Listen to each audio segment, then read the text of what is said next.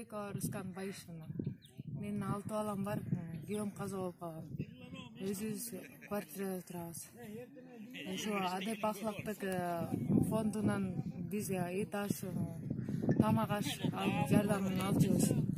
Ошо андан ушул Адеп Ахлактык фондуна арыз менен кайрылдым эле, ушу үйүм жок деп. Кайрылып абасы ушу менин эмемде балдарым менен фундамент коюп, балдарыма үй куруп берели деп. Барлык фонддогу кишилерди, ушу райондогу кишилерден жардам сурап, ушу биздин фундамент башталып атат.